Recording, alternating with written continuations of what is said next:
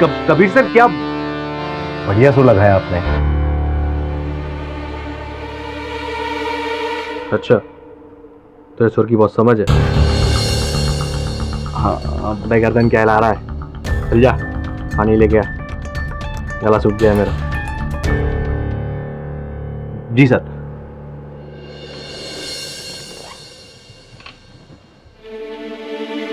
हाँ जी।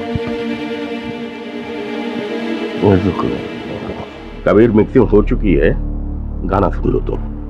नहीं गुरुजी, मैं लेट हो चुका हूँ और मुझे निकलना भी है। क्या बात करते हो, सिर्फ 5 मिनट का सवाल है। कल से इस गाने पर काम हो रहा है, अगर कोई चेंजेस करना हो तो आज के आज मैं कर दूंगा ना। एल्बम का आखिरी सॉन्ग है, द लास्ट सॉन्ग। चलिए ठीक है गुरुजी, सुनाइए। आनंद हेडफोन देना तो। जी। नहीं वो नहीं नए मिक्सर पर जो नया हेडफोन आया है ना, वो मुझे दो, मेरा वाला। Okay bring it.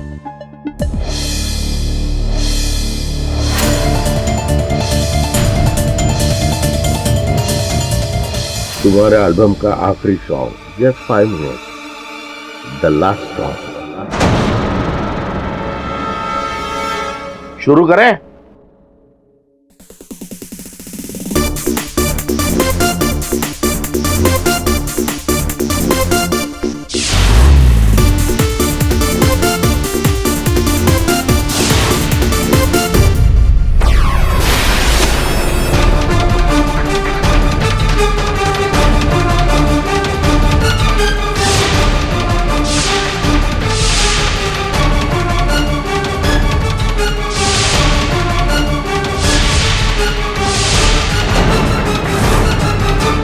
Kabir Kabir Kabir Kabir क्या हुआ तुम्हें? कबीर क्या हुआ तुम्हें? उठो ना कबीर। कबीर? गुरुजी देखिए ना, क्या हो गया इसे? Kabir? Oh my God. Anand doctor को फोन कर, जल्दी डॉक्टर को फोन कर। कबीर उठो। कबीर कबीर कबीर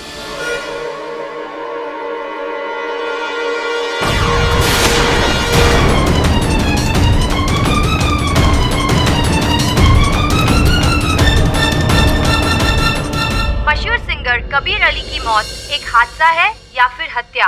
क्या आवाज से भी किसी इंसान की जान जा सकती है?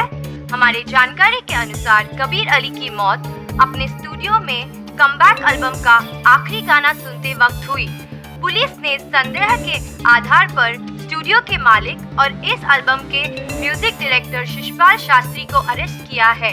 क्या शिशपाल शास्त्री, जिसने कबीर को पहली बार ब्रेक दिया था, क्या उनके हत्या के जिम्मेदार है? क्या पुलिस ये साबित कर पाएगी कि आवाज की मदद से किसी इंसान की जान ली जा सकती है? विचित्र केस है, हत्या का शस्त्र ध्वनि। इंटरेस्टिंग। तो केडी साहब, हमारी राय के हिसाब से कबीर अली का मर्डर शिशपाल ने किया। और आपके इस राय के पीछे कारण जान सकता हूँ मेरा थोड़ा सा? कारण नंबर 1, जिस स्टूडियो में वो अपनी एल्बम का गाना सुन रहे थे, वो स्टूडियो शिशपाल का था।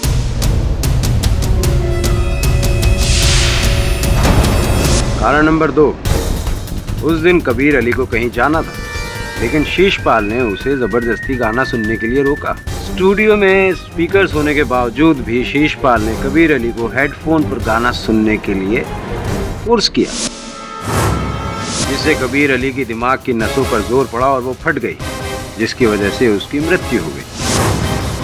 पोस्टमार्टम की रिपोर्ट भी इस थियरी को सपोर्ट करती है। ये सब झूठ है, मैंने किसी को नहीं मारा। अरे कबीर मेरा स्टूडेंट है, मैंने उसे संगीत सिखाया, मैं उसे क्यों मारूं? तुम सब लोग मुझे खामखा इस केस में फंसा रहे हो। तुम चाहे जो भी कर लो, सत्य की हमेशा जीत होती है। बात तो सही है राठौड़ साहब, सत्य की हमेशा जीत होती है, सत्यमेव जयते।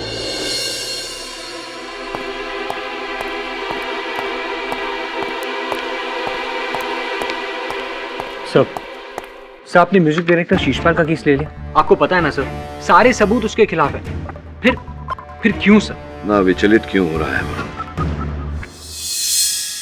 ध्वनि से लोगों को कष्ट होते हुए सुना है, लेकिन क्या ध्वनि के कारण किसी को मरते हुए सुना है तुमने? मैं मिला हूं शिशपाल जी से, उनकी बात सत्य है। अब इस सत्य को अदालत में साबित करना है बस। मैं कितनी बार कह चुका हूँ कि मैंने कोई खून नहीं किया है। हर मुजरिम अदालत में अपने आप को सच्चा साबित करने के लिए यही कहता है कि मैंने खून नहीं किया। आप ये बताएं कि आपका और कबीर अली का संबंध कैसा था? कैसे संबंध से क्या मतलब है आपका? बड़े अच्छे संबंध थे। वो मेरा स्टूडेंट था। कमाल है, क्योंकि मीडिया और अखबारों में तो अक्सर आपके झगड़ों की खबरें छपती थी और अभी पिछली बार तो आपके झगड़े सुर्खियों में थे।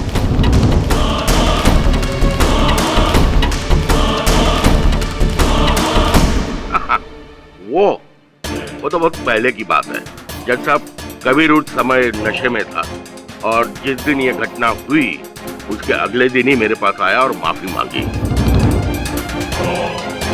मीडिया वालों ने ये खबर नहीं छापी, उन्हें तो सिर्फ गॉसिप चाहिए। अच्छा ये बताइए कि आपको एक इंटरनेशनल प्रोजेक्ट से जब कबीर अली ने बाहर निकलवाया था तो तब भी क्या वो नशे की हालत में था? एक नहीं, उसने कई प्रोजेक्ट से आपको बाहर निकलवाया था।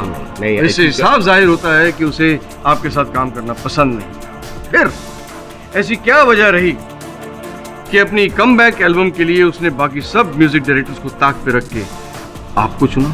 क्योंकि आप कष्ट ना करें, मैं बताता हूँ। योर ऑनर, कबीर अली जब अपनी कमबैक एल्बम के लिए नए म्यूजिक डायरेक्टर्स ढूंढ रहे थे तो शीशपाल जी को इस बात का पता चल गया। उन्होंने कबीर अली के मैनेजर से कांटेक्ट किया और उसके हाथ पांव जोड़े, मिन्नतें की कि किसी भी तरीके से मेरी कबीर अली से मीटिंग फिक्स करा। दरअसल शीशपाल जी कबीर से बदला लेना चाहते हैं। मैं समझ सकता हूँ, एक गुरु होने के नाते जिस लड़के को आपने शिक्षा दी, दीक्षा दी, उसे इस काबिल बनाया कि वो इतना बड़ा स्टार बन जाए, और स्टार बनने के बाद जब वो आपकी जड़ें काटने लगे तो फिर आप क्या करेंगे? वही करेंगे जो आपने किया। ये सब झूठ है। ये सच है। कबीर अली शीशपाल जी के काम से कभी भी खुश नहीं था और रिकॉर्डिंग के दौरान इन दोनों के अक्सर झगड़े हुआ करते। कबीर, तुम्हारे सुर यहाँ वहाँ हो रहे हैं।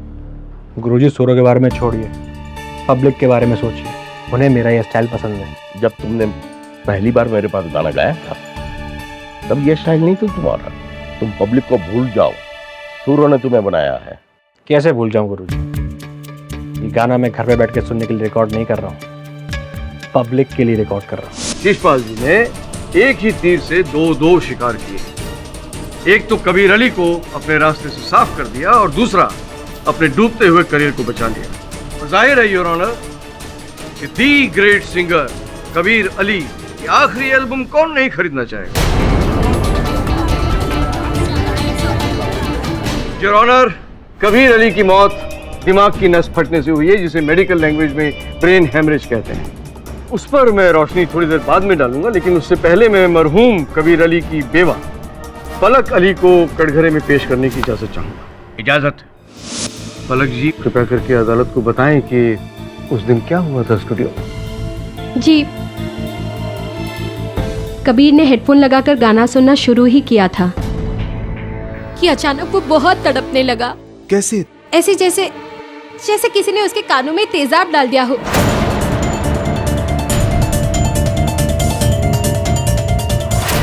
इस सिलसिले में मैं इंस्पेक्टर राठौर को कटघरे में बुलाने की इजाजत चाहूंगा। इंस्पेक्टर राठौर, क्या आप बताएंगे कि शीशपाल जी पर आरोप लगाने की क्या वजह थी पुलिस के पास? सर, जैसे आप जानते हैं कि कबीर अली की मौत ब्रेन हेमरेज से हुई है, इसलिए पुलिस के पास ये सवाल था कि आखिर कबीर अली को ब्रेन हेमरेज हुआ क्यों। तभी हमारी नज़र उस फोटोग्राफ पर गई जो एज एन एग्जिबिट हमने कोर्ट में भी जमा किया है। उसमें आप देख सकते हैं कि कबीर अली ने हेडफोन पहने हुए हैं जो पीछे रखे मिक्सर से कनेक्टेड है और जिसकी वॉल्यूम 200 डेसिबल पर सेट थी। 200 decibel, point to be noted milord. ध्वनि में बहुत शक्ति होती है। उड़ता हुआ प्लेन 120 डेसिबल की ध्वनि पैदा करता है योर ऑनर, और एक बड़ा पटाखा 150 डेसिबल की ध्वनि पैदा करता है, जिससे अक्सर इंसान परेशान हो जाता है। तो आप अंदाजा लगा सकते हैं योर ऑनर कि 200 डेसिबल की ध्वनि बिना किसी रोक टोक के सीधा कानों के अंदर जब जाएगी तो दिमाग की नसें नहीं फटेंगी तो क्या हो? प्रोसिक्यूटर साहब, एक प्रश्न उठ रहा है मेरे मन में, कृपया उत्तर दीजिए। कबीर साहब की मृत्यु के कुछ दिन पहले शिशपाल और कबीर साहब एक साथ काम कर रहे थे। अगर शिशपाल जी कबीर साहब की हत्या करना चाहते थे तो कोई आसान सा तरीका अपनाते, इतना जटिल रास्ता क्यों अपनाए? केडी साहब, औरों के लिए जटिल काम हो सकता है, लेकिन शीशपाल के लिए बच्चों का खेल है। आप शायद भूल रहे हैं कि शीशपाल जी म्यूजिक डायरेक्टर हैं। सुरों के साथ, ध्वनि के साथ खेलना, नए नए एक्सपेरिमेंट करना इनका रोज का काम। योर ऑनर, शीशपाल जी ने कबीर अली की हत्या करने के लिए ध्वनि का सहारा लिया था और इसके लिए मैं शीशपाल जी के असिस्टेंट आनंद को कटघरे में बुलाने की इजाजत चाहूँ। तो आनंद जी, आप शीशपाल जी के साथ कितने सालों से काम कर रहे हैं? जी 3 साल। 3 साल? 3 नहीं, 4 साल से। आप तय कर लें कि कितने साल हुए हैं। 4 साल 2 महीने। तो आपको तो पता होगा कि शीशपाल जी के स्टूडियो में जो इक्विपमेंट्स हैं वो पुराने हैं या अभी हाल ही में नए खरीदे गए हैं? आप ये फोटो देख के बताएं, ये जो मिक्सर खरीदा गया है ये पुराना है या अभी हाल ही में नया खरीदा गया है?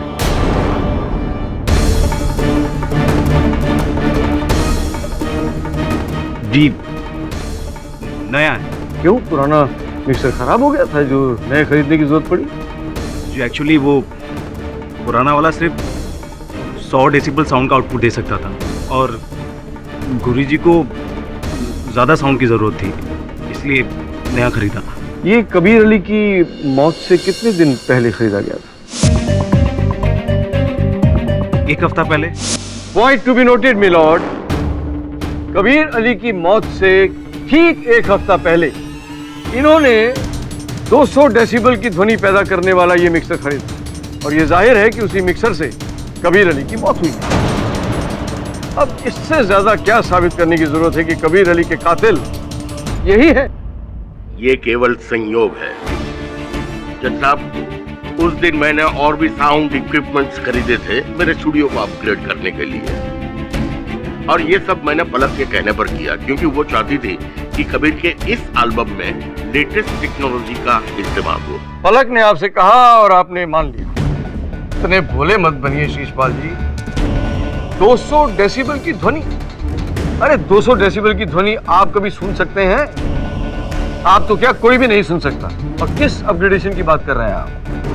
शीशपाल जी, आपकी भलाई इसी में है कि आप अपना जुर्म अदालत के सामने कबूल कर लें कि आप ही कातिल हैं। प्रोसिक्यूटर साहब, क्या है कि एक गाड़ी की अधिकतम रफ्तार 200 किलोमीटर प्रति घंटे की होती है, किंतु मुंबई जैसे शहर में गाड़ियां 40 किलोमीटर की औसत रफ्तार से चलती है।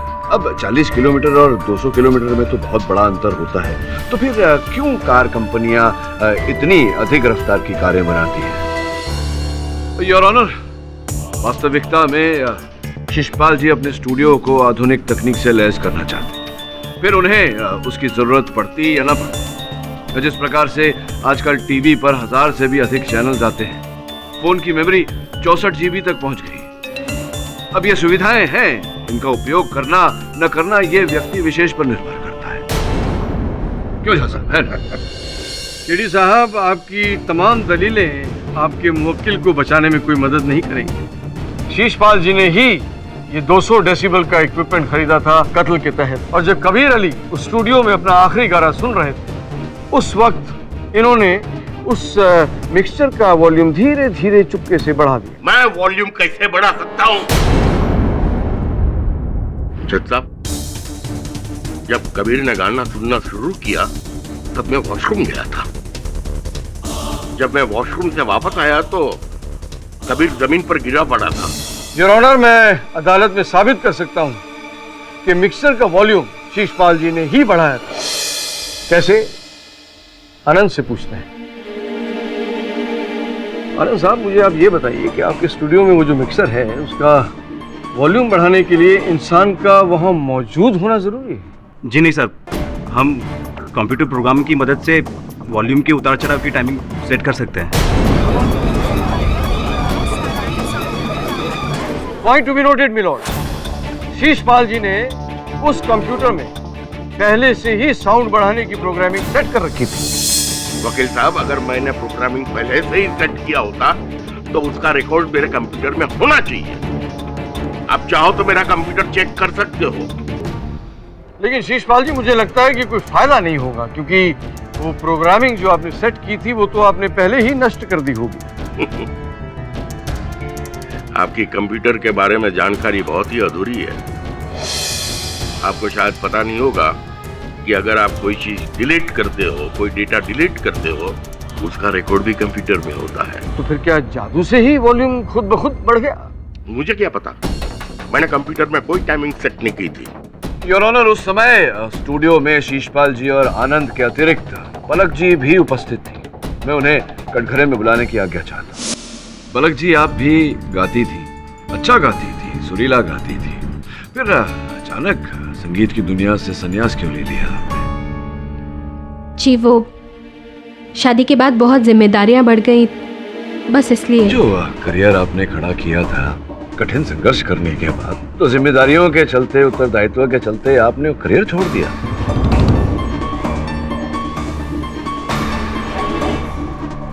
सर, दोनों में से किसी एक को तो करियर के साथ सैक्रिफाइस करना ही था ना। अच्छा, जो बात मैंने सुनी है, क्या वो सच है पलक जी की जबरदस्ती की थी आपके साथ कबीर साहब ने? वो चलते थे आपके नाम से, आपके टैलेंट से? ऐसा कुछ भी नहीं था। हो सकता है मैंने गलत सुना, किंतु अखबार में जो समाचार छपते थे आपके और कबीर साहब के बीच, ये जो अनबन चल रही थी, एक रिपोर्ट में लिखा हुआ था कि उन्हें नशे की लत थी, नशा करने के बाद में वो हिंसक हो जाते थे, आपको मार पीटते थे। क्या ये भी गलत है? आप जानते हैं मीडिया को तिल का ताड़ बनाकर छापने की आदत है। तिल न हो तो ताड़ कैसे बनाए? खैर छोड़िए, ये देखिए इस तस्वीर में, देखिए आपके चेहरे पर चोट लगी हुई है और आप भरकस प्रयास कर रही है इस चोट को छिपाने का। ये क्या, कैसे लगी आपको ये चोट? देखिए, छोटा सा एक्सीडेंट हुआ था मेरा, ये तस्वीर उस वक्त ली गई थी। चलिए ठीक है पलक जी, मान लेते हैं कि कबीर साहब के साथ आपका वैवाहिक संबंध बिल्कुल ठीक ठाक था, राजी खुशी थे आप दोनों, और आपने अपनी इच्छा से ही संगीत से संन्यास लिया। जी हाँ। तो फिर ये बताइए कि कुछ 6 महीने पहले मेरे एक मित्र हैं एडवोकेट, उनके पास आप गई थी तलाक की मांग लेकर, कबीर साहब से डिवोर्स चाह रही थी आप, ऐसा क्यों? योर ऑनर, नोट करने वाली बात है कि ये जो तस्वीर है इनकी, ये भी 6 महीने पुरानी है। क्यों, बताइए ना, मेरे प्रश्न का उत्तर दीजिए। हाँ, वो चोट कबीर की ही पहुंचाई हुई थी, और गुस्से में आके मैंने वकील से कांटेक्ट किया था, लेकिन कबीर को अपनी गलती का एहसास हुआ। उसने मुझसे माफी भी मांगी और दोबारा ऐसी कोई हरकत नहीं करेगा, इस बात का प्रॉमिस भी किया। मैंने उसे माफ कर दिया था, और आप अपने एडवोकेट मित्र से पूछ सकते हैं क्या उसके बाद मैंने उन्हें कॉल किया या मैं उनसे मिलने गई।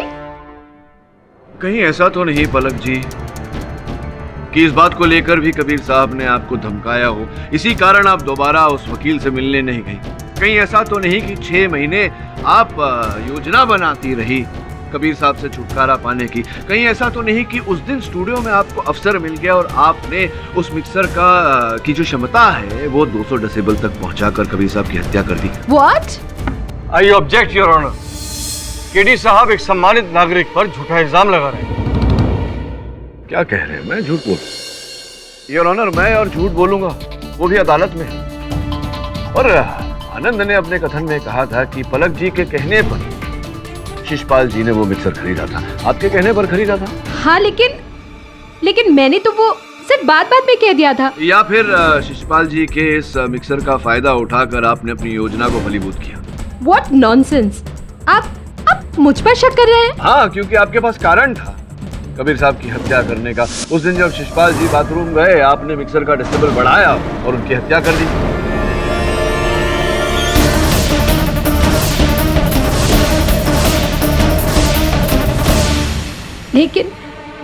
लेकिन मैं म्यूजिक उपकरण के बारे में कुछ जानती ही नहीं।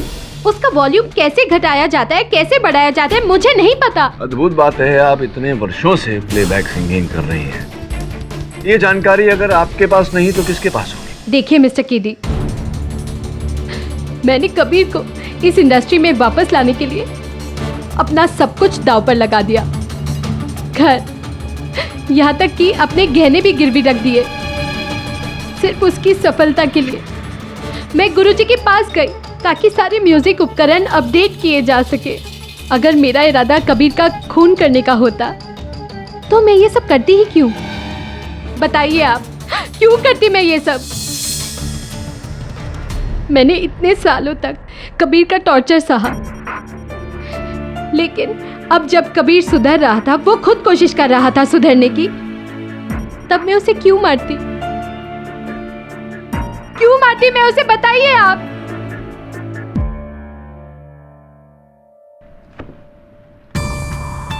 लगता है केडी साहब के पास इस बात का कोई जवाब नहीं है, इसलिए वो सिर्फ इल्जाम पे इल्जाम ही लगा रहे हैं। योर ऑनर, केडी, आपको अपनी बात साबित करने के लिए अदालत के सामने पुख्ता सबूत पेश करने होंगे। यह अदालत कल तक के लिए मुलतवी की जाती है।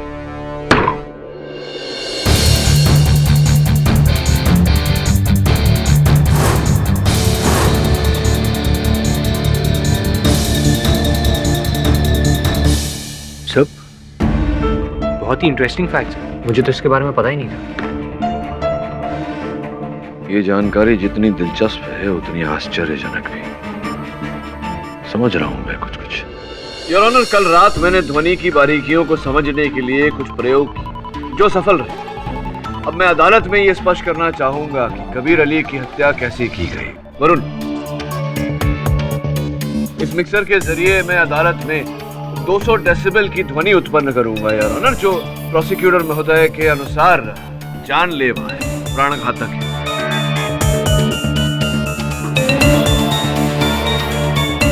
क्यों ना ये प्रयोग हम प्रोसिक्यूटर साहब पर ही करें, क्योंकि इन्हें विश्वास दिलाना महत्वपूर्ण है योर ऑनर। ये क्या बेहुदा मजाक है योर ऑनर? केडी साहब जी, आपको मालूम है कि आप मुझसे केस हारने वाले हैं, तो इसलिए आप क्या मेरी जान ही ले? अरे नहीं, बड़े आपके दुश्मन जहां साहब, कैसी बातें कर रहे हैं? वैसे भी आप इतनी आसानी से नहीं मरोगे। नहीं, मेरा मतलब है मैं ये प्रयोग स्वयं पर कर लेता हूँ।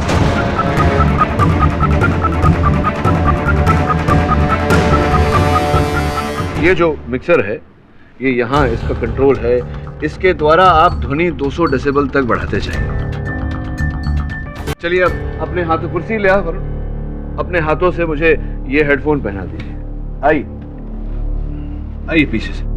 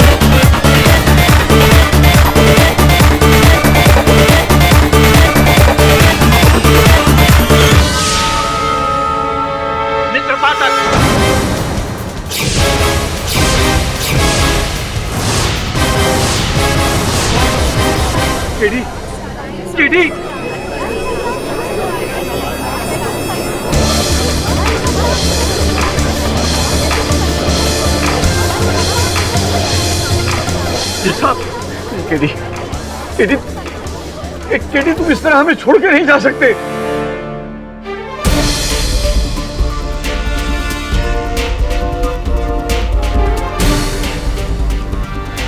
मैं गया नहीं हो जा सकता हूँ। अदालत में अपने भावनाओं को नियंत्रण में रखिए। ये क्या बेहुदा मजाक है जज साहब?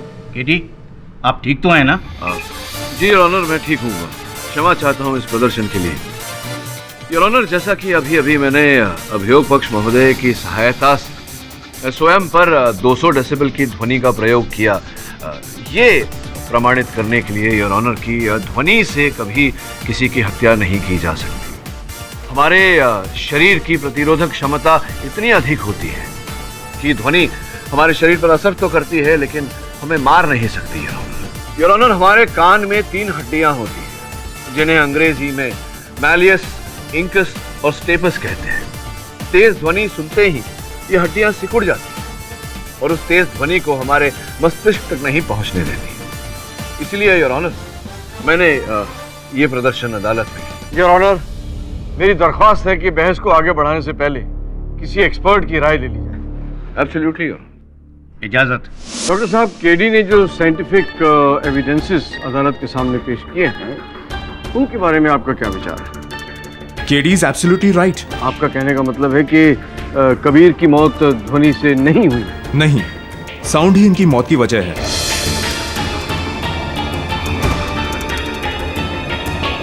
तेज साउंड की वजह से उनको ब्रेन हैमरेज हुआ था। डॉक्टर, मैं कुछ समझा नहीं। एक तरफ आप कह रहे हैं कि तेज ध्वनि की वजह से मौत नहीं हो सकती, दूसरी तरफ आप ही कह रहे हैं कि तेज ध्वनि की वजह से कबीर अली की मौत हुई। आखिर सच क्या है? सच ये है कि कबीर के शरीर की प्रतिरोधक क्षमता ने काम नहीं किया। किंतु डॉक्टर साहब, उस ध्वनि ने कबीर साहब के शरीर की प्रतिरोधक क्षमता को कैसे पार कर ली? क्या वो अस्वस्थ थे? कबीर का शरीर स्वस्थ था, यह कैसे हुआ मैं नहीं जानता, पर हां, कबीर के कान में मौजूद हड्डियां तेज ध्वनि के जोखिम स्तर के बावजूद सिकुड़े नहीं थे। तो देख लिया केडी साहब, कबीर की मौत ध्वनि से ही हुई है। आपका एक्सपेरिमेंट फेल हो गया। योर ऑनर, फोरेंसिक्स डॉक्टर के इस रहस्य उद्घाटन ने मुझे भी स्तब्ध कर दिया है। मैं इस मामले की जांच करने के लिए अदालत से समय की मांग करता हूं। ठीक है केडी, मैं तुम्हें 1 दिन की मोहलत देता हूं। यह अदालत तब तक के लिए मुलतवी की जाती है।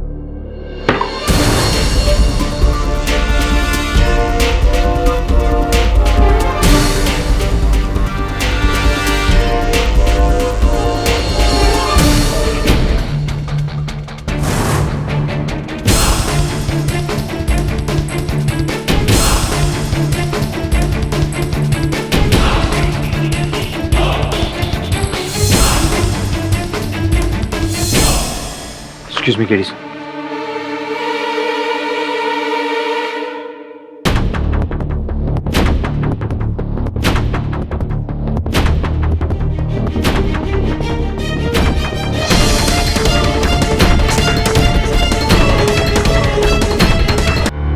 योर ऑनर, कबीर अली साहब बिल्कुल स्वस्थ थे। उसके बाद भी उनके शरीर की प्रतिरोधक क्षमता ने काम क्यों नहीं किया? इस प्रश्न का उत्तर पाने के लिए मैं शिशपाल जी के सहायक आनंद को कटघरे में बुलाने की अनुमति चाहता हूं। आनंद, आप गायकों का और संगीतकारों का स्टूडियो से आने जाने का प्रबंध किया करते हैं, तो क्या कभी आपने कबीर साहब के कहीं जाने का प्रबंध किया था? हाँ, एक बार मैं उन्हें रिकॉर्डिंग के दौरान डॉक्टर के पास ले गया था, पलक जी के कहने पर। तो पलक जी, कबीर साहब का स्वास्थ्य उस दिन बिगड़ गया। कौन से वैद्य के पास भेजा था आपने उन्हें? जी, कबीर ENT स्पेशलिस्ट के पास गए थे। Ear, nose and throat. तो क्या उन्हें संभवतः ईयर में, कानों में कोई दिक्कत आ रही थी? तो ये जिस डॉक्टर के पास आपने भेजा था उन्हें, वो व्यक्ति कौन है, जरा अदालत को बताएंगे? जब मेरा खुद का भाई ENT स्पेशलिस्ट है, तो मैं कबीर को किसी और के पास क्यों भेजूंगी? हाँ, ये बात तो है। जब घर ही में काम हो जाए तो किसी को बाहर क्यों भेजना? सुना है कि आपके भाई साहब जो थे, उनकी बनती नहीं थी कबीर साहब के साथ, और वो ये जो विवाह आपका हुआ कबीर साहब के साथ, उसके भी विरुद्ध थे, और इस विषय पर कबीर साहब के साथ वाद विवाद भी हुआ था। सच है ये बात? विवाह किया था आपकी बहन ने कबीर साहब के साथ। क्या आपने इस विवाह को अपना समर्थन दिया था? खुश थे आप इस बात से? नहीं, मेरी बहन ही मेरा परिवार है, और कबीर दूर दूर तक उसके लायक नहीं था। मैंने पलक को बहुत समझाया, लेकिन उसने मेरी एक ना सुनी और कबीर से शादी कर ली। लेकिन शादी के बाद ही कबीर ने अपना असली रंग दिखाना शुरू कर दिया। मैं तुम्हें कितनी बार समझाया कि कबीर को डाइवोर्स दे दो, वो तुम्हारे लायक नहीं है, और ना ही कभी वो सुधर। तुम मेरे घर पे क्या कर रहे हो? मैं यहाँ अपनी बहन से मिलने आया हूँ। ये तुम्हारी बहन नहीं, मेरी पत्नी है। Get out! कबीर, ये क्या बदतमीजी है? तमीज से बात करो भैया से। कल की मार हजम हो गई शायद। और पिटना है? औरत पे हाथ उठाता है भैया।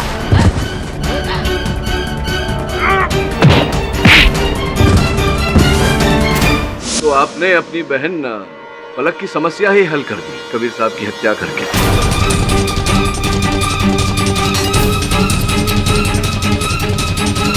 ऑब्जेक्शन योर ऑनर, केडी साहब एक सम्मानित डॉक्टर का अपमान कर रहे हैं। योर ऑनर, प्रोसिक्यूटर महोदय के लिए तो मेरे मुवक्किल शिशपाल जी के अतिरिक्त यहाँ उपस्थित हर व्यक्ति सम्मानित है। आप कृपया इन्हें आदेश दें कि मुझे बीच में न टोकें। Permission granted.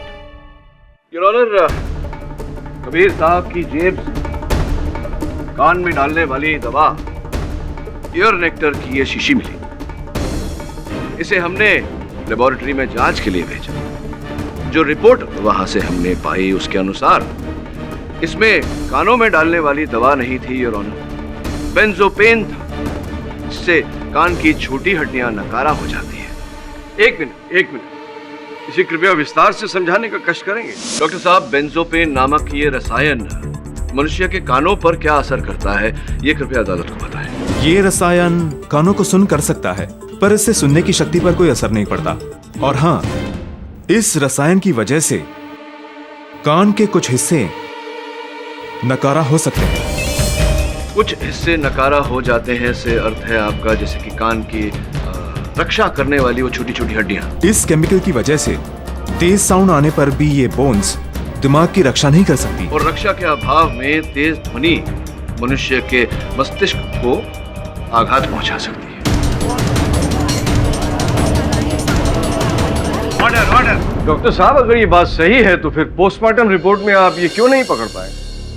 Your honour, prosecutor साहब के इस प्रश्न का उत्तर मैं देना चाहूंगा। वास्तविकता में बेंजोपेन शरीर के अलग तत्वों से बड़ी सरलता से घुल मिल जाता है, जिसके कारण फोरेंसिक के डॉक्टर उसे पकड़ नहीं पाए। ठीक कह रहा हूं? KD is absolutely right. Your honour, Kabir साहब की मृत्यु का कारण कान की दवा की ये बोतल है। कबीर साहब को मारने का, उनकी हत्या करने का ये षड्यंत्र दो लोगों ने रचा था। पलक, जो कबीर साहब से तंग आ चुकी थी, छुटकारा पाना चाहती थी, और पलक की सहायता की उनके भाई साहब डॉक्टर समीर अस्थाना ने कान की दवा की इस बोतल में बेंजोपेन मिलाकर, जिसके कारण कबीर साहब की कान की हड्डियां नकारा हो गई, उनकी रक्षात्मक क्षमता खत्म। इस षड्यंत्र के दूसरे चरण को अंजाम दिया पलक ने रिकॉर्डिंग के आखिरी दिन पर मिक्सर का वॉल्यूम 200 डेसिबल तक बढ़ाकर।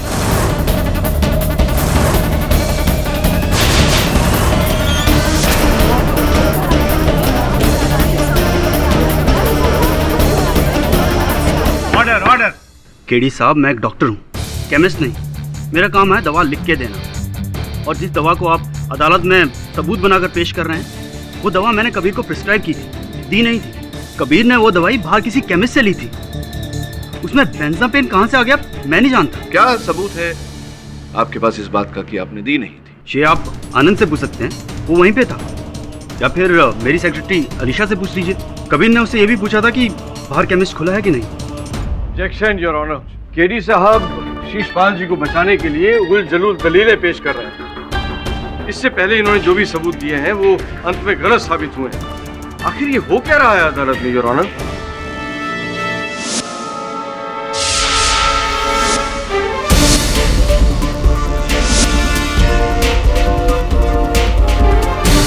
क्या बात है केडी साहब, आप क्यों मुस्कुरा रहे हैं? अपनी मूर्खता पे मुस्कुरा रहा था। आपने मान लिया कि आप गलत थे? हाँ, बहुत बड़ी भूल की है मैंने। अब देखिए ना, हर प्रश्न का उत्तर मेरे सामने था, मैं ही इन्हें अनदेखा कर रहा था। बताता हूँ। शिशपाल जी, कितने वर्षों से आनंद जो आपके सहायक हैं, आपके साथ कितने वर्षों से काम कर रहे हैं? 4 साल 2 महीने। तकरीबन उतना ही समय से काम कर रहे हैं। 4 साल 2 महीने। तब से जब से पलक जी आपके साथ गाना गाती थी। तो ये बताइए शिशपाल जी कि इतने वर्षों से आनंद आपके साथ है, कभी आपने उसे मौसीकी गायक क्यों नहीं सिखाई? गायिका उसे। योर ऑनर, केडी साहब मुद्दे से भटक रहे हैं। मृत्युंजय झा साहब, इस केस का रहस्य आनंद के काम से ही जुड़ा हुआ है, आप कृपया बीच में न टोकें। बताइए शिशपाल जी, क्यों नहीं सिखाई आपने गायकी आनंद? उसे कभी दिलचस्पी ही नहीं दिखाई, और वो जिस तरह से बोलता है वो तो गाएगा कैसे? अच्छा, तो जब उसने दिलचस्पी ही नहीं दिखाई, रुचि ही नहीं दिखाई, तो फिर रियलिटी शोज में भाग कैसे लिया उसने? हाँ? आपको इस बात का ज्ञान नहीं है ना कि उसने रियलिटी शोज में भाग लिया? नहीं। आनंद, किस किस रियलिटी शो में भाग लिया आपने बताएंगे? देखिए, झूठ मत बोलिएगा, मेरे पास उस हर रियलिटी शो की रिकॉर्डिंग है। जी, म्यूजिकल आइडल, म्यूजिकल आइडल, गाना और बजाना, गाना और बजाना, म्यूजिकल आइडल 2, म्यूजिकल आइडल 2। मेरा संदेह सही निकला आनंद, मतलब वो हर शो जिसमें पलक जी जज थी।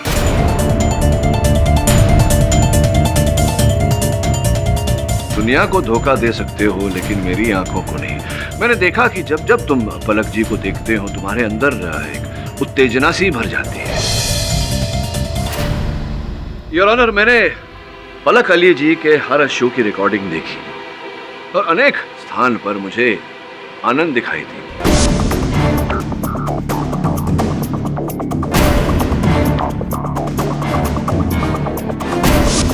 मैंने इस बात को महत्व नहीं दिया ये सोचकर कि शिशपाल जी ने इन्हें किसी कार्य के लिए भेजा होगा, किंतु जब सारे रास्ते बंद हो गए तो मेरी नजर आनंद पर गई। आनंद उस हर जगह उपस्थित था, रिकॉर्डिंग स्टूडियो में, केमिस्ट के पास, डॉक्टर अस्थाना के क्लिनिक में, और शिशपाल जी ने मेरे संदेह को विश्वास में बदल दिया ये कहकर कि इन्होंने आनंद को उन रियलिटी शोज में नहीं भेजा था। तो क्यों हिस्सा लिया आपने उन रियलिटी शोज में? मैं बताता हूं। उन रियलिटी शोज में हिस्सा लेना, शिशपाल जी का सहायक बनना, इन सारे कार्यों के पीछे एक ही कारण था, पलक अली। और इसी कारण से तुमने कबीर अली की हत्या भी की है। योर ऑनर, किसी का प्रशंसक होना कोई बुरी बात नहीं, किंतु जब यह प्रशंसा, यह सम्मान सनक बन जाए तो तकलीफ हो जाती है, घातक बन जाती है। और ऐसा ही इस केस में हुआ। क्या मैं सही कह रहा हूं या मैं सही कह रहा हूं आनंद जी? देखिए, मैं पलक का प्रशंसक नहीं, मैं पलक से प्यार करता हूं।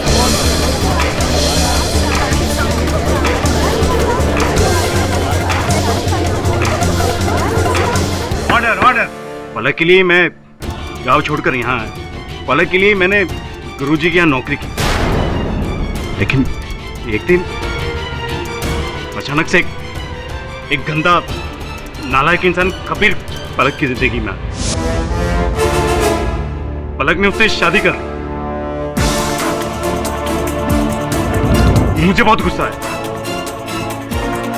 फिर मैंने सोचा कि अगर पलक की खुशी से मैं तो यही सही।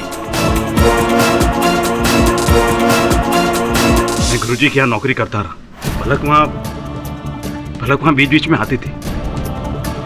इस बहाने पलक को देखने का मौका मिल जाता।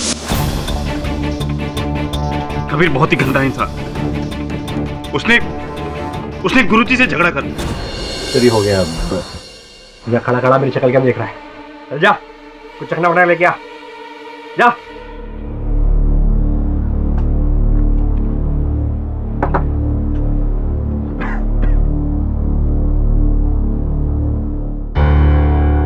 कबीर, तुम शराब पी रहे हो स्टूडियो में, काम की जगह पर?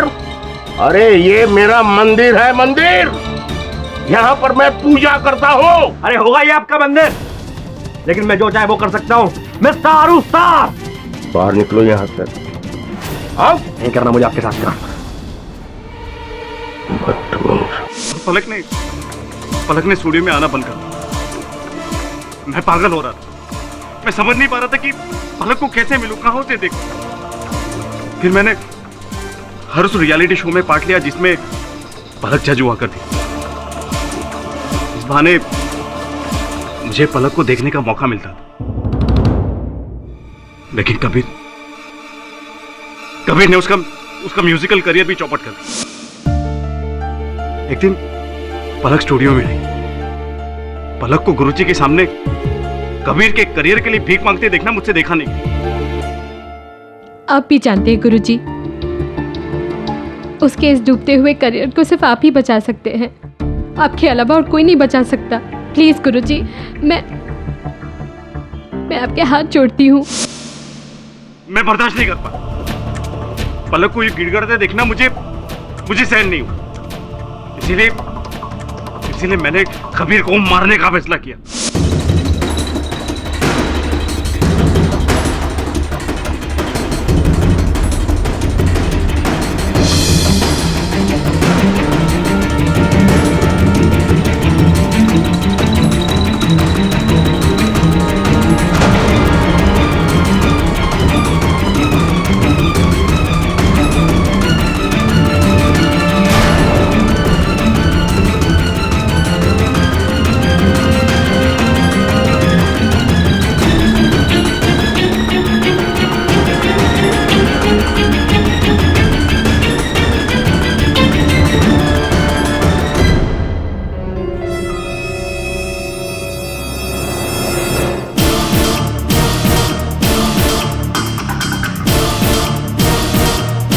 चल जा, पानी ले गया।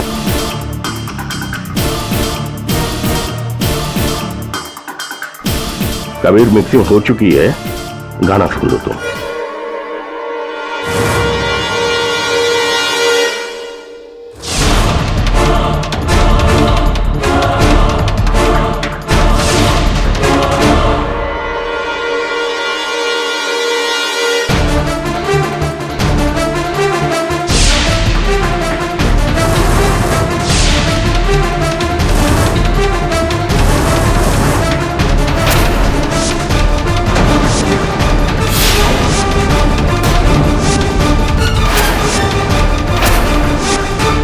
मेरे दिमाग में आया कि मैं 200 डेसिबल की क्षमता वाला म्यूजिक कंसोल और बेंजोपिन रसायन की मदद से कबीर की हत्या कर सकता हूं। ऐसा मैंने एक इंग्लिश पिक्चर में देखा।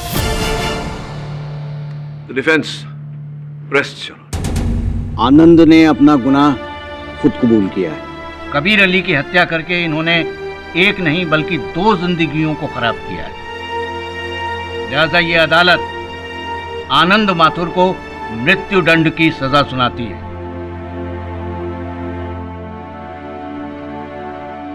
और शिषपाल शास्त्री को तमाम इल्जामात से बाइज्जत बरी करती है। The case is close.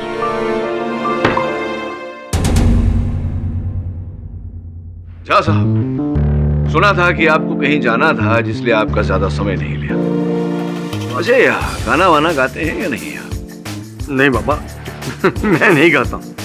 झूठ मत बोलिए झा साहब, बाथरूम में तो गाते ही होंगे, हम सब गाते हैं। योर ऑनर, कोर्ट की इतनी बड़ी बेइज्जती मैंने पहली बार देखी। देश के इतने बड़े वकील केडी पाठक साहब, उन्होंने अपने मुवक्किल से झूठ बोलवाया सिर्फ अपना केस जीतने के लिए।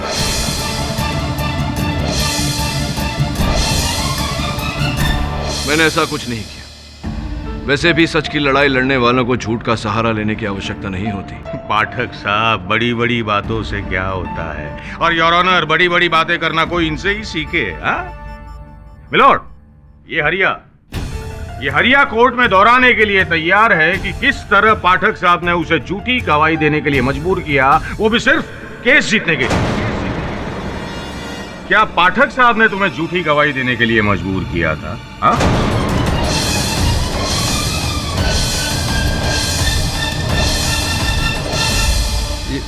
मैं वो उस दिन। बोलो। घबराओ मत हरिया, लो पानी पियो।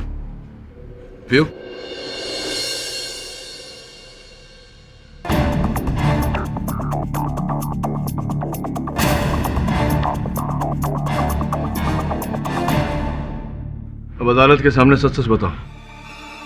चिंता मत करो, हम सब तुम्हारे साथ है। बताओ क्या हुआ था उसे।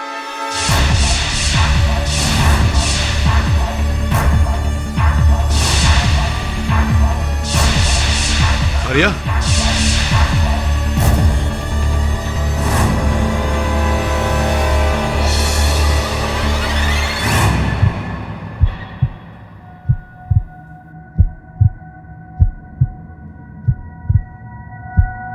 योर ऑनर, एम्बुलेंस बुलाने का आदेश दीजिए।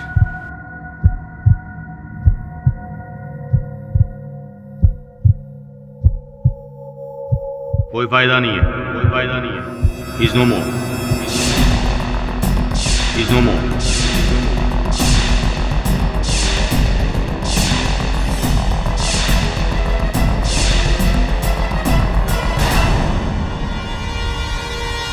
सर, हरिया को जहर दिया गया था। आपने देखा उसके मुंह से कैसे झाग निकल रहा था? संभवतः जहर उस पानी में था जो मैंने उसे पिलाया। लेकिन प्रश्न ये उठता है कि बीच अदालत में उस पानी में जहर आया कहां से? मैं समझाता हूं। कैसे छूटी हरिया के सांसों की डोर, ये बताने आ गए हैं इंस्पेक्टर राठौर। फॉरेंसिक की अगर माने तो जहर इसमें था। ये तो मेरा रुमाल है। ये कैसा बेहुदा आरोप है इंस्पेक्टर राठौर? भरी अदालत के सामने पाठक साहब ने इस रुमाल से उस ग्लास को पहुंचा था।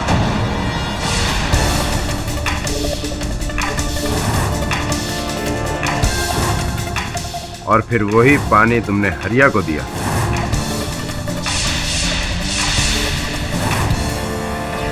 आई am sorry to say, but you are under arrest.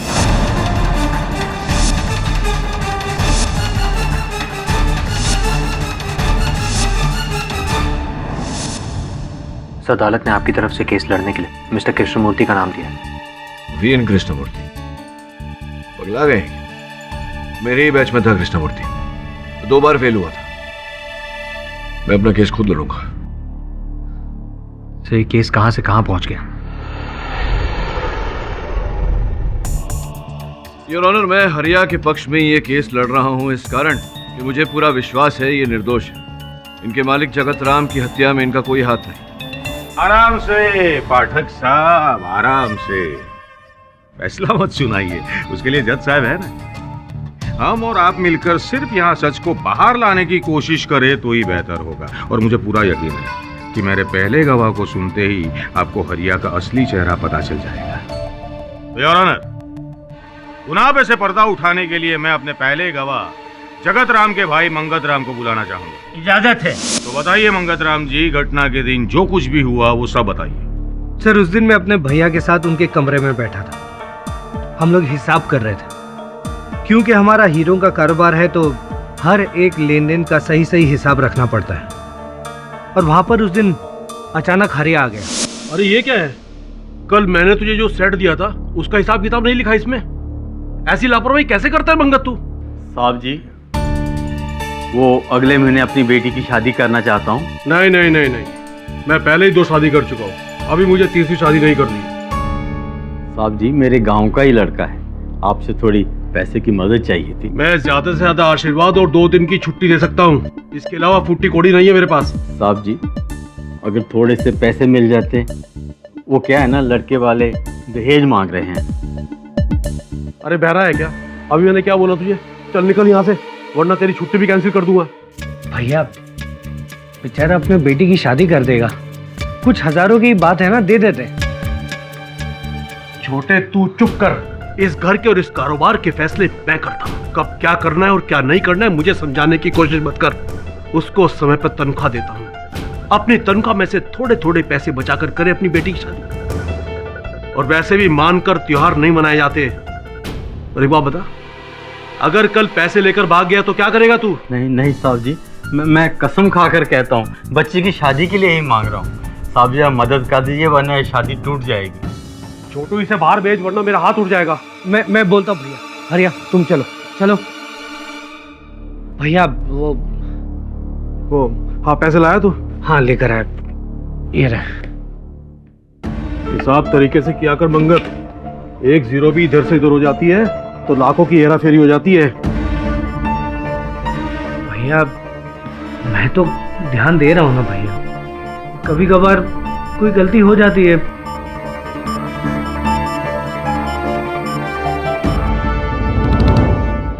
अरे तुझे जाने के लिए कहा था, यहाँ खड़ा क्या कर रहा है? साहब जी, मैं फिर से विनती करने आया था। आपके अलावा मेरी और कोई उम्मीद नहीं है। साहब, थोड़ा मदद कर दीजिए ना। अभी करता हूँ तेरी मदद। अगर दोबारा इधर नजर आया ना तो हाथ पैर तोड़ दूंगा। वो दरवाजे पर खड़ा हुआ था। कहाँ रहता है तुम्हारा दिमाग? कुछ काम के नहीं हो तुम लोग, कोई भी काम होश में नहीं करते। नहीं कब करेंगे। तिजोरी में कितने रुपये? 50 लाख। इस पॉइंट को गौर किया जाए योर ऑनर। ये हरिया जिसे कुछ 1000 रुपए की जरूरत थी, उसने अपनी आंखों से जगत राम को तिजोरी के अंदर 50 लाख रुपए रखते हुए देखा। फिर क्या हुआ? फिर कुछ नहीं सर, तिजोरी भर दी और बाकी का दिन रोज की तरह गुजरा। लेकिन अगली सुबह कुछ अजीब थी। भैया को सुबह सुबह जल्दी उठने की आदत थी, लेकिन उस दिन वो देर तक सोते रहे। इसलिए छोटी भाभी चाय लेकर उन्हें जगाने गई। एक मिनट। छोटी भाभी यानी उनकी दूसरी बीवी, right?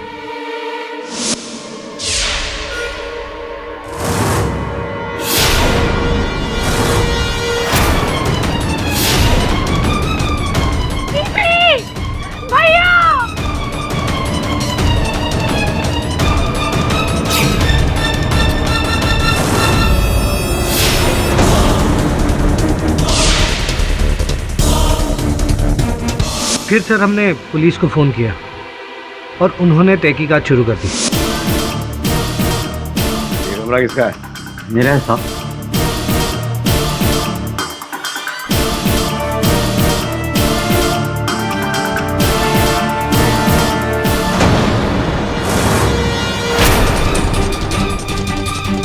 Your honour, postmortem report में साफ साफ लिखा है कि जगत राम की मृत्यु जहर खाने की वजह से हुई।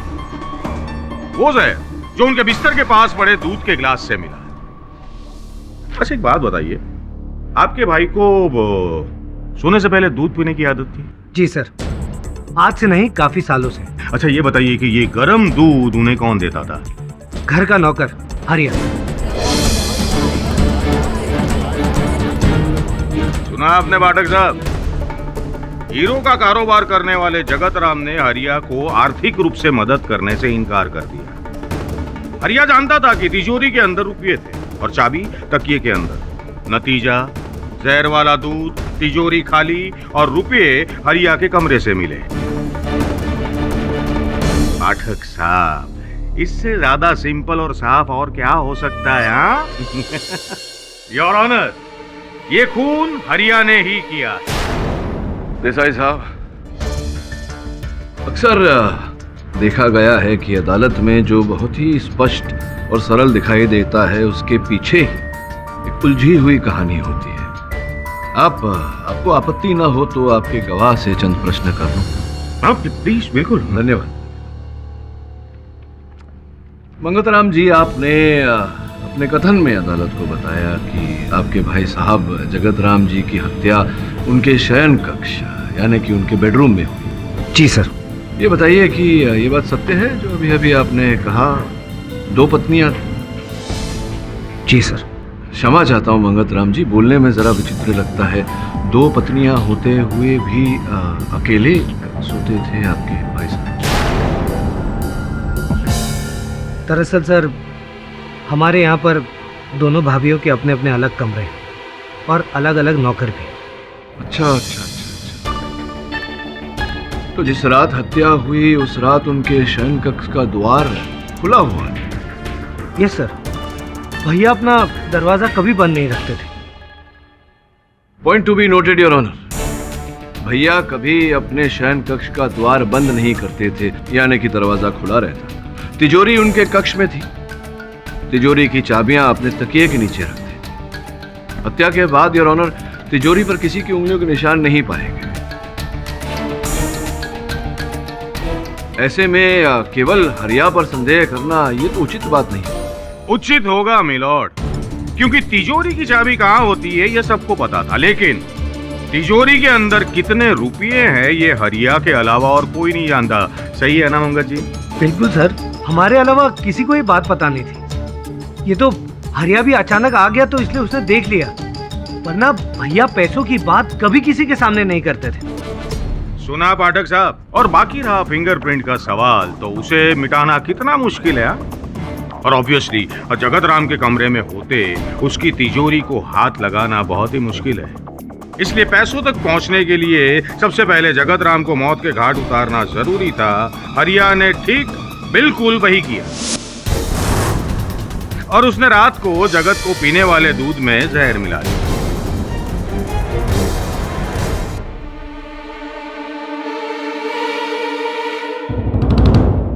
घूर क्या रहा है? चल निकल यहां से।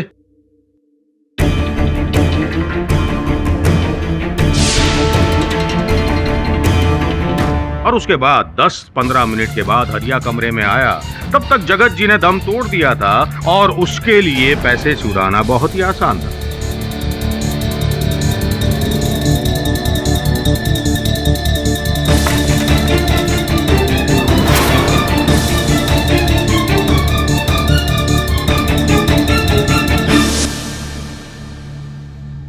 क्या बात है देसाई साहब, कुछ और हो न हो कहानी बहुत अच्छी है। तो ऐसा प्रतीत होता है कि किसी जासूसी पुस्तक से कुछ पन्ने निकाले गए हैं।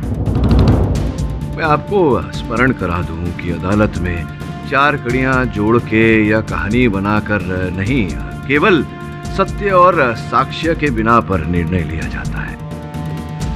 योर ऑनर, सर्वप्रथम और सबसे महत्वपूर्ण बात, अगर हरिया को चोरी ही करनी होती उन रुपयों की तो इन्हें हत्या करने की आवश्यकता नहीं थी। ये जगत राम जी के दूध में सोने की दवा मिलाते, उन्हें सुला देते और बड़ी सरलता से चोरी कर लेते।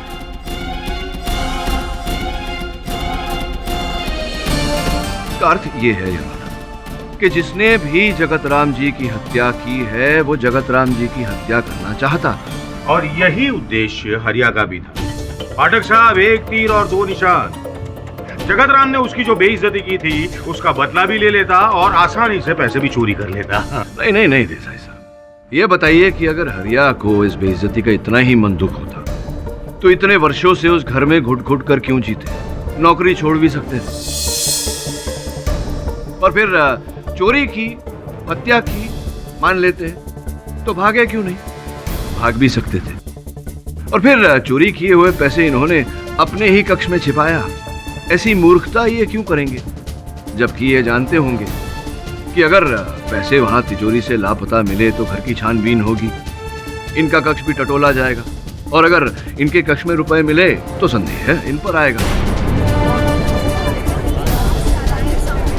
इसका अर्थ ये होता है यार कि हत्यारा जो भी है वो चाहता था कि इसका आरोप हरिया पर आए। देखिए पाठक साहब, नहीं देसाई साहब, धीरज रखिए, मेरी बात अभी तक पूरी नहीं हुई।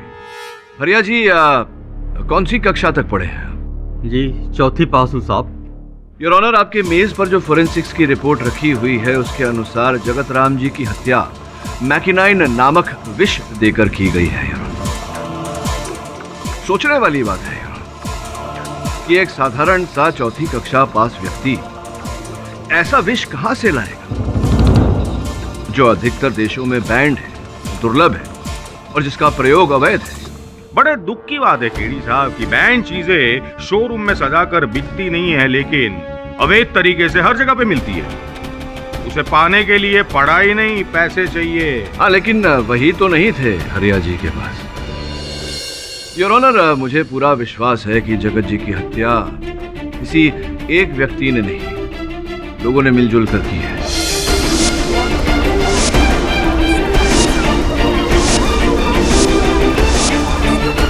तो मंगत जी, आपके कथन के अनुसार जगत जी जो थे वो पक्के व्यापारी थे, पैसों को इधर उधर करना, घुमाना फिराना इत्यादि इत्यादि। तभी तो योर ऑनर जगत राम जी ने पहली पत्नी को तलाक दिए बिना ही दूसरी शादी कर ली। पैसों के बूते सर बड़ा ऊपर रखकर घूमते थे और ये तो आम जानकारी है योर ऑनर कि पैसों के साथ साथ मनुष्य दुश्मन भी कमाता है। योर ऑनर, दूध के गिलास पे 3 लोगों के उंगलियों के निशान थे। एक जगत राम जी, दूसरा हरिया और तीसरा घर का बावर्ची किशन। फिर कैसे? अद्भुत बात है देसाई साहब, इस केस की शुरुआत में आप ही ने कहा था कि उंगलियों के निशान मिटाना बहुत ही सरल होता है। योर ऑनर, मैं घर के बावर्ची किशन को कटघरे में बुलाने की अनुमति चाहता। अनुमति है। उस रात रसोई में जब आप दूध गर्म कर रहे थे, आपके अतिरिक्त कोई और था? नहीं साहब, लगभग सब सो गए थे और रसोई बंद करने से पहले आखिरी काम यही होता था, तो मैं अकेला ही था।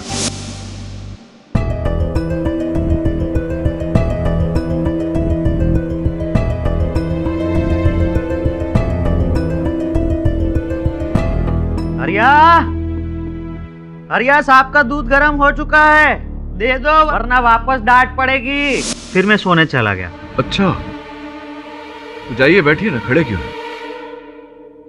योर ऑनर, बावर्ची का स्वर इतना ऊंचा था कि स्पष्ट बात है घर में बाकी लोगों ने भी सुना होगा कि जगत जी को दिए जाने वाला दूध तैयार है। और अगर बाकी लोगों ने सुना तो हत्यारे ने भी सुना।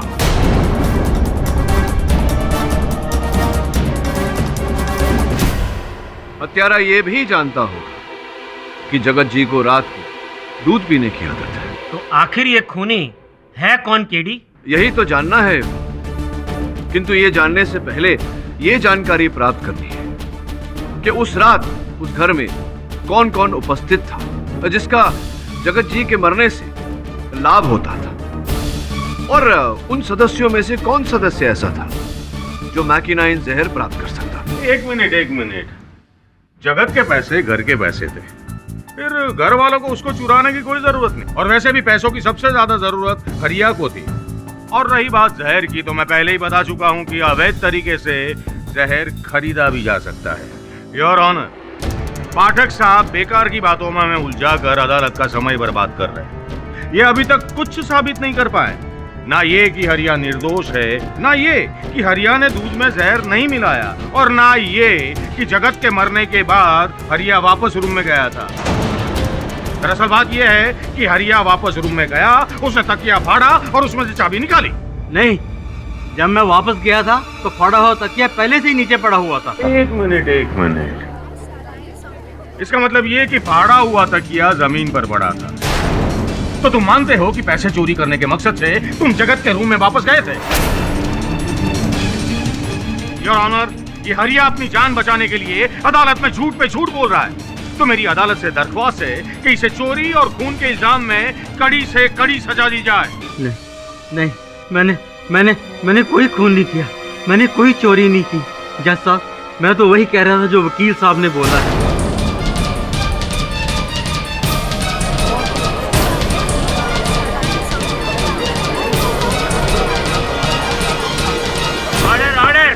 शांत हो जाइए आप लोग। ये मैं क्या सुन रहा हूँ पाठक साहब? एक मुकदमा जीतने के लिए आपने अपने मुवक्किल से झूठ बुलवाया?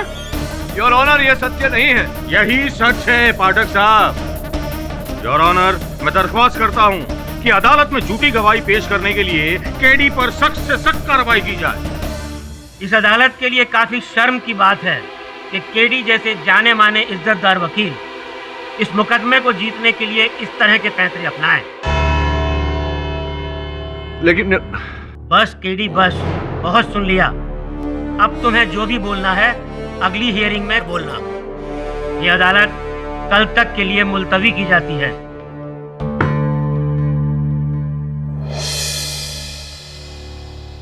मैंने कोई खून नहीं किया, मैंने कोई चोरी नहीं की। जज साहब, मैं तो वही कह रहा था जो वकील साहब ने बोला है। इस अदालत के लिए काफी शर्म की बात है कि केडी जैसे जाने माने इज्जतदार वकील इस मुकदमे को जीतने के लिए इस तरह के पैंतरे अपनाए। बस केडी, बस, बहुत सुन लिया। अब तुम्हें जो भी बोलना है अगली हियरिंग में बोलना।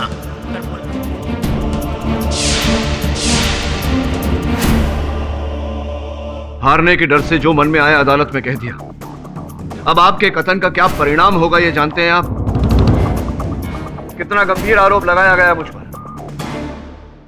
मैं अदालत में आपको बचाने का प्रयास कर रहा था, आपको निर्दोष प्रमाणित करने का प्रयास कर रहा था। और क्या कहा आपने अदालत में? क्या आपने झूठ बोला मेरे कहने पर, मेरे उकसाने पर? मैंने अपने फायदे के लिए आपको झूठ बोलने को कहा। आप वापस कमरे में गए थे, यह बात आपने मुझे क्यों नहीं बताई? संभवतः आप ही ने हत्या की और वो चोरी भी आप ही ने की। नहीं साहब, नहीं साहब, मैंने कुछ नहीं किया। मैं बस बहुत डर गया था। मैंने वाकई कोई खून नहीं किया सर। अदालत न्याय का मंदिर होता है और न्यायालय में कोई सच को लेकर खिलवाड़ नहीं कर सकता जैसा कि आपने किया है। और आपने जो किया है उसका भुगतान आपको भरना पड़ेगा। जो झूठ आपने बोला है, अब आप देखिए मैं अदालत में क्या करता हूं। सबके सामने सच को लाऊंगा।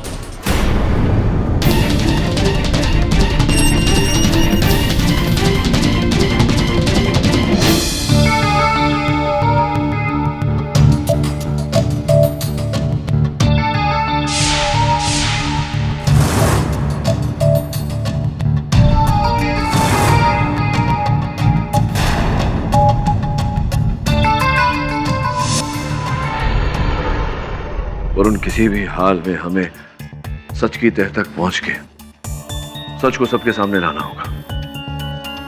वरुण, वो विष जिससे हरिया की हत्या हुई थी, उसका कुछ पता चला? यस सर, हरिया की मौत जिस जहर से हुई उसका नाम है मैकिनाइन। मैकिनाइन तो वही विष है जिससे जगत राम जी को भी मारा गया था। इंटरेस्टिंग।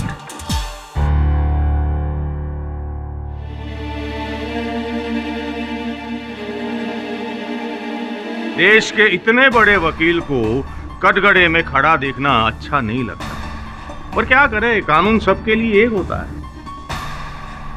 योर ऑनर, मिस्टर पाठक पर अपने मुवक्किल से झूठी गवाही दिलवाने और फिर पकड़े जाने पर उसे जहर देकर मार डालने की कोशिश का आरोप है। तुम कुछ कहना चाहते हो केडी? योर ऑनर, मैं केवल इतना ही कहना चाहता हूं कि मुझ पर लगाया गया ये आरोप निराधार है।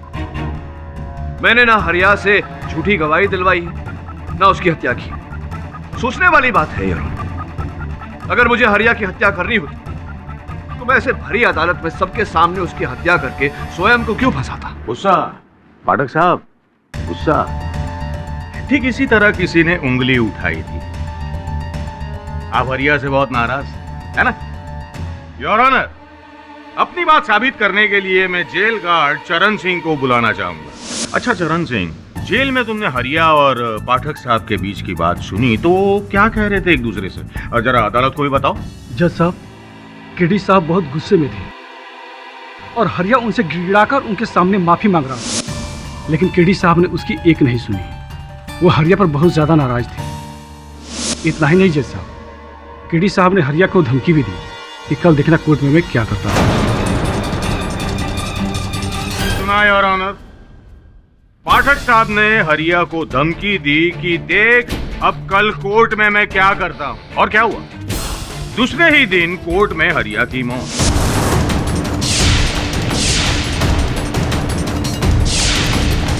वाह पाठक साहब वाह, कही हुई बात बखूबी निभाते हैं आप। योर ऑनर, मैं चरण सिंह से प्रश्न करना चाहूंगा। इजाजत। चरण सिंह जी, उस समय जब मैं हरिया से बातचीत कर रहा था, क्या पूरे समय आप वहां उपस्थित थे?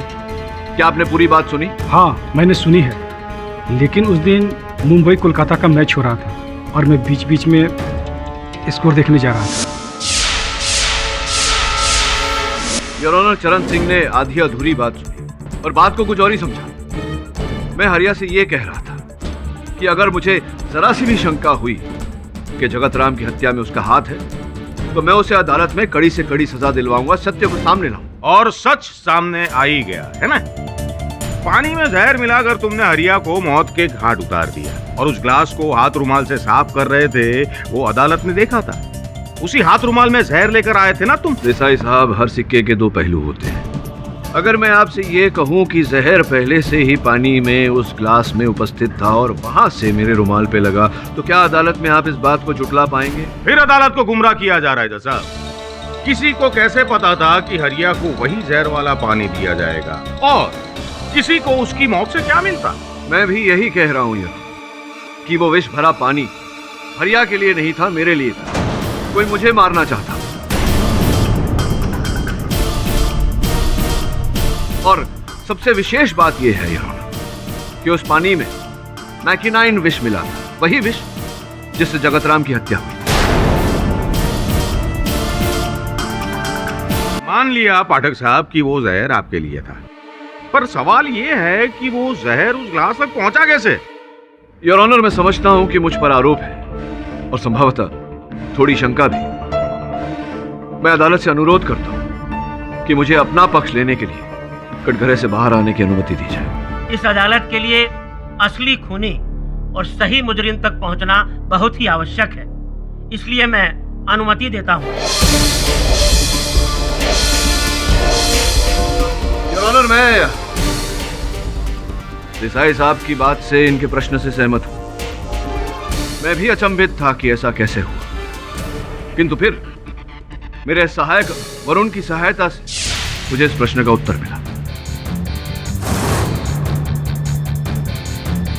योर ऑनर, जब पानी रखा गया तब साफ, गिलास भी साफ था, पानी भी साफ। तो फिर अंततः पानी में वो विष आया कैसे? हरिया की मृत्यु के बाद पुलिस ने कुछ चित्र लिए थे। योर ऑनर, इन चित्रों को ध्यान से देखेंगे तो पाएंगे कि हर गिलास पर एक ढक्कन लगा हुआ है। जब मैंने हरिया को पानी दिया था, मेरे गिलास पर भी ढक्कन लगाया था, जिसे मैंने हटाकर वहां मेज पर रखी और गिलास हरिया को दिया। किंतु हरिया की मृत्यु के बाद उस मेज से वो ढक्कन लापता हो गया। कैसे? इसकी पुष्टि करने के लिए मैं इंस्पेक्टर राठौर को कटघरे में बुलाने की अनुमति चाहता हूं। राठौर साहब, कृपया अदालत को बताएं कि जिस समय हरिया की मृत्यु हुई उस समय क्या, जैसा कि मेरे ग्लास पर लगा हुआ ढक्कन, इस प्रकार का ढक्कन आपको उस समय अदालत से बरामद हुआ? सर, मिस्टर केडी पाठक की रिक्वेस्ट पर हमने अदालत की पूरी बारीकी से जांच की, लेकिन ऐसा ढक्कन हमें कहीं नहीं मिला। इससे स्पष्ट होता है योर ऑनर कि जो विष गिलास में था, गिलास के पानी में था, वो पहले उस ढक्कन पर था। एक मिनट पाठक साहब, लेकिन जहर तो आपके रुमाल पर था ना? देसाई साहब, विष पहले ढक्कन पर था, ढक्कन पर से गिलास में गया, वहां से पानी में गया, और जब मैंने हरिया को पानी पिलाने से पहले अपने रुमाल से गिलास को पोंछा, तब वो विष मेरे रुमाल पर आ गया। समझे? नहीं समझे? एक मिनट, ऐसे कैसे हो सकता है? अदालत में कौन है? देसाई साहब पूछना चाह रहे हैं योर ऑनर कि कौन है जो मेरी हत्या करना चाह रहा था। इस प्रश्न का उत्तर बहुत सरल है योर ऑनर, वही जिसने जगत राम जी की हत्या की, क्योंकि हत्यारा जान गया था कि हम सत्य के निकट पहुंच रहे हैं। वो मेरा मुंह बंद करवाना चाह रहा था। दुर्भाग्यवश वो पानी हरिया ने पी लिया और उसकी मृत्यु हो गई। इससे एक बात तो प्रमाणित हो जाती है योर ऑनर कि हरिया ने जगत राम जी की हत्या नहीं की। प्रश्न वही खड़ा है यार कि हत्यारा कौन है। अब शक की सुई किस तरफ घुमा रहे हो पाठक साहब? उसी तरफ योर ऑनर जहां सर्वप्रथम शक की सुई घूमनी चाहिए थी, और जिस पर सबसे पहले हमें संदेह करना चाहिए था, उन्हें मैं कटघरे में बुलाना चाहूंगा यार। जगत राम जी की पहली पत्नी सुलेखा। सुलेखा जी, कितने वर्ष पूर्व जगत राम जी से आपका विवाह हुआ था? इस साल हमारी शादी को 10 साल हो जाते हैं। 10 साल? 10 साल आपने एक व्यक्ति का साथ निभाया, अचानक उस व्यक्ति ने दूसरी शादी कर ली। क्रोध आया होगा आपको। क्या कहा था आपने उस समय जगत राम जी से? मैं क्या कहती, वैसे भी वो मुझसे कहाँ कुछ कहते थे। बस उनकी मर्जी हुई और उन्होंने शादी कर ली। ये बात तो है, लेकिन सुना है ऐसा कि आप बहुत क्रोधित हुई थी, आपने जगत राम जी से बातचीत बंद कर दी थी, और ऐसा भी सुना है कि कुछ समय बाद अपने 6 साल के बच्चे को लेकर आप अपनी मायके चली गई। ये सब बातें सच हैं या झूठ?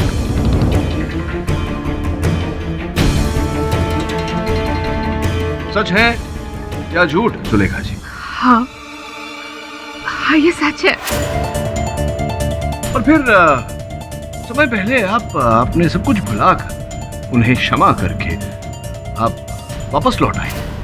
सच है? तो मैं क्या करती? कब तक अपने मायके बैठी रहती? वापस तो मुझे आना ही था। कितने दिन पहले आप लौटी? अभी कुछ दिन पहले। कुछ दिन पहले या जगत राम जी की हत्या से 3 दिन पहले?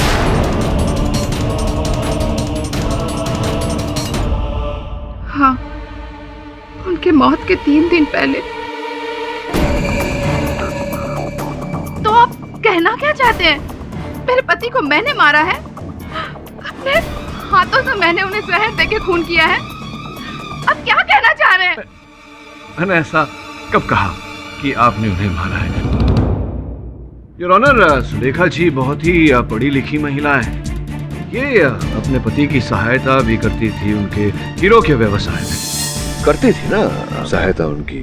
Objection your honour. पाठक साहब फिर से अदालत में बात को घुमा फिरा के रखने की कोशिश कर रहे हैं। जब जीवन जी को जहर वाला दूध दिया गया तब सुलेखा जी अपने बच्चे के साथ अपने कमरे में थी। योर ऑनर, मैंने कब कहा कि सुलेखा जी ने अपने हाथों से दूध के उस गिलास में विष मिलाया? नहीं कहा ऐसा। सुलेखा जी जब जगतराम जी के साथ विवाह करके जगतराम जी के घर पधारी तो दहेज में अपने साथ एक नौकर भी लाई थी,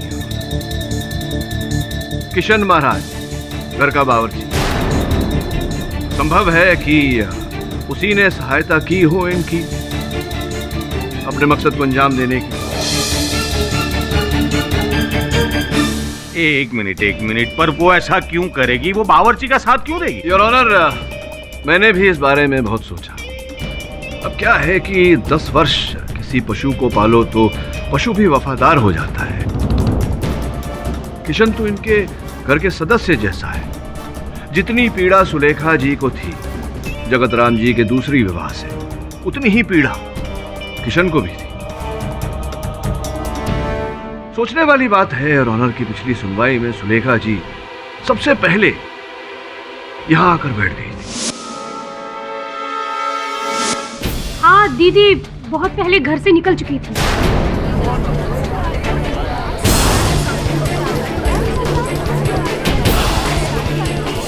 ऑर्डर, आप अपनी जगह बैठ जाइए। जज साहब, तो मैं क्या करती? पति का खून हो गया और घर में पैर पसारे में बैठी रहती। मैं जल्द से जल्द ये जानना चाहती थी कि किसने उसका खून किया है। बस इसीलिए मैं जल्दी आ गई थी और कुछ नहीं बस। आप शांत हो जाइए। जज साहब, मैं केडी साहब से एक सवाल पूछना चाहती हूँ। वकील साहब, एक पल के लिए मैं मान लेती हूँ कि मेरे पति का खून मैंने किया है। एक बात बताइए, उस दिन जब तकरीबन आप अपना केस हार रहे थे, हरिया करीब करीब झूठा करार हो रहा था, तो उसके बाद मैं आपको मारने की कोशिश क्यों करूंगी? उस दिन जब तकरीबन आप अपना केस हार रहे थे, हरिया करीब करीब झूठा करार हो रहा था, तो उसके बाद मैं आपको मारने की कोशिश क्यों करूंगी?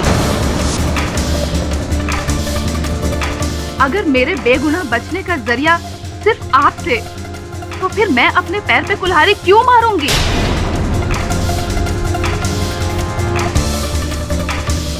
बढ़िया पॉइंट, बढ़िया, वाह। बताइए पाठक साहब, क्यों? मिस्टर केडी, आप अपने झूठे होने का आरोप शायद हटा सको, लेकिन खूनी का पता लगाने में अभी भी कामयाब नहीं हो सके हो। यह अदालत आधे घंटे की रिसेस के लिए मुलतवी की जाती है।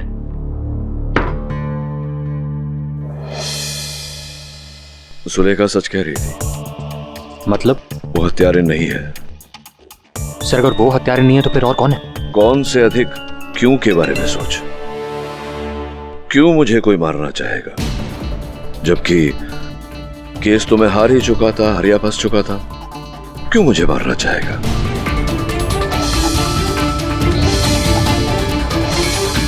वरुण, एक काम कर मेरा, लेकिन हमारे पास ज्यादा समय नहीं है। ध्यान से सुन।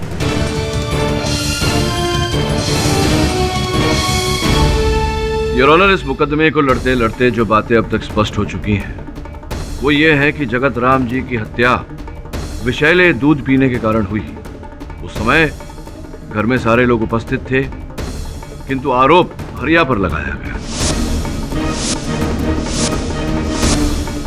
ये पाया गया कि हरिया निर्दोष था। योर ऑनर, ये सारी बातें हम देख और सुन चुके हैं। फिर से इसे दोहराकर अदालत का समय बर्बाद करने की कोई जरूरत नहीं। योर ऑनर, मध्यांतर के पूर्व सुलेखा जी ने जो मुझसे प्रश्न पूछा था, मैं उसी का उत्तर देने का प्रयास कर रहा हूँ कि अंततः वो कौन है जिसने मुझे मारने का प्रयास किया और क्यों।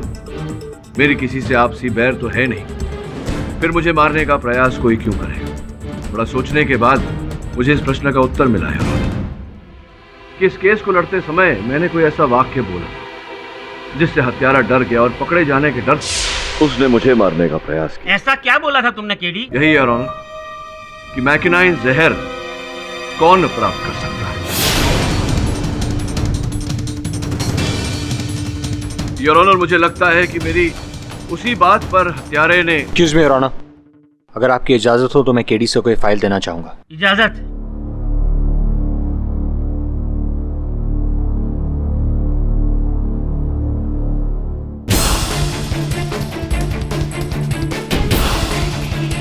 योर ऑनर, मैं मंगत राम जी को एक बार फिर से कटघरे में बुलाने की अनुमति चाहता हूँ। मंगत राम जी, आपको छुट्टियों में विदेश भ्रमण करने का बड़ा शौक है ना?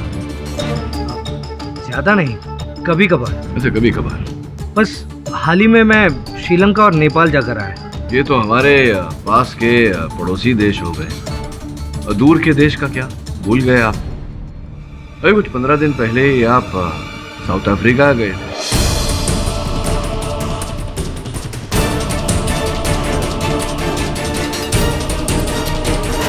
एक्चुअली सर, वो मैं छुट्टियों के लिए नहीं गया था, भैया ने काम से भेजा था। वो क्या है ना सर कि केप टाउन में बहुत अच्छे क्वालिटी के हीरे मिलते हैं, तो उसी सिलसिले में गया था मैं। Cape Town? जी, केप टाउन।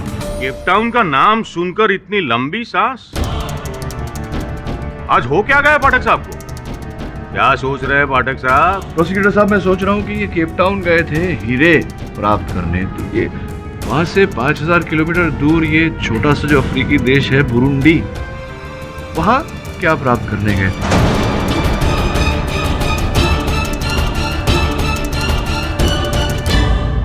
मुझे लगता है ये जो आप हिंदुस्तान पहुंचे, भारतीय कस्टम्स की रिसीट बनाई गई है, कोई दवा लेकर आए थे आप अपने साथ। ये दवा में मैकिनाइन जहर तो नहीं?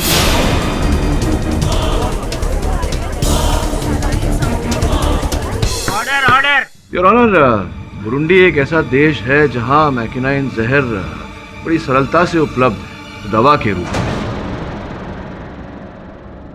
मंगत राम जी, यहाँ देर है अंधेर नहीं, अंततः सत्य सामने आ ही जाता है। घर में आप ही ऐसे इकलौते सदस्य है जिसने मैकिनाइन जहर प्राप्त किया। अब आगे कुछ कहने की आवश्यकता तो है नहीं, बात यही थी कि आप अपने बड़े भाई की सफलता, उनकी उपलब्धियों से जलते थे, इसीलिए आपने उनकी। ये बिल्कुल झूठ है। चलता मैं नहीं था, चलते वो थे मुझसे। सारी मेहनत मैं करता था, लेकिन आखिर में फैसला सुनाकर बड़े वो बन जाते थे। सारी तोड़ जोड़ करके प्लानिंग मैं करता था, लेकिन फायदे का पैसा अपने तिजोरी में वो भरते थे। इस बिजनेस में मैं भी आधा पार्टनर था जज साहब, लेकिन मेरे साथ नौकरों से भी बुरा सलूक करते थे। किसी के भी सामने कभी भी बेइज्जत करते थे, चिल्लाते थे।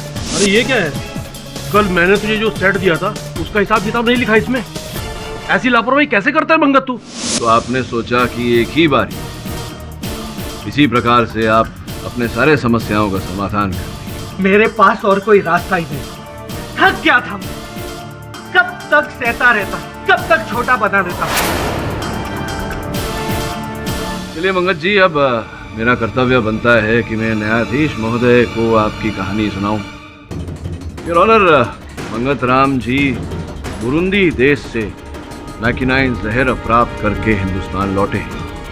ये उचित अवसर की प्रतीक्षा कर रहे थे और तभी हरिया की घटना घटी। बेचारे हरिया ने डांट तो खाई ही, साथ में इस आरोप का शिकार भी बना।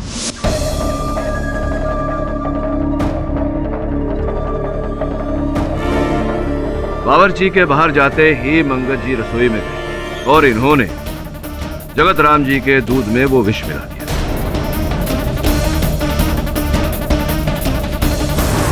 मंगत राम जी जानते थे कि विष तुरंत असर करेगा, तो कुछ समय बाद वो जगत राम जी के कक्ष में गए।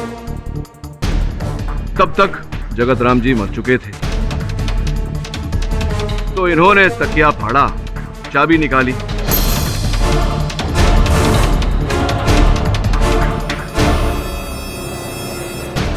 पैसे चुराए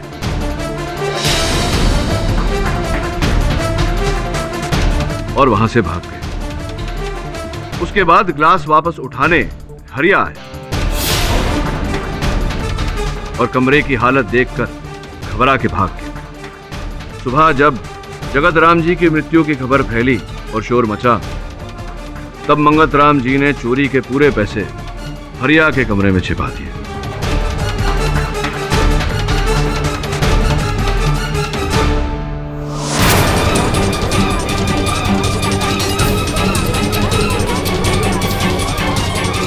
और यहां तक तो इनकी योजना ठीक ठाक चल रही, किंतु अदालत में जैसे ही मैंने बात उठाई मैकिनाइन जहर की और उस व्यक्ति की जिसने ये जहर प्राप्त किया, तो ये हड़बड़ा गए और भूल कर बैठे।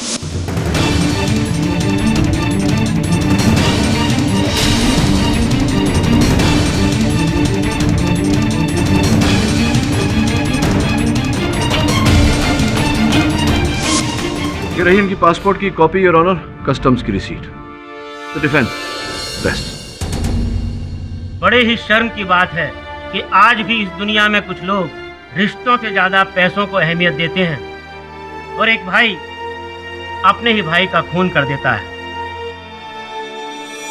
ये अदालत तमाम गवाहों की गवाही और सबूतों को मद्देनजर रखते हुए मंगत राम को अपने भाई जगत राम और हरिया के खून का दोषी मानते हुए उम्र कैद की सजा सुनाती है और मिस्टर केडी पाठक को हर आरोप से बेगुनाह मानते हुए बाइज्जत बरी करती है।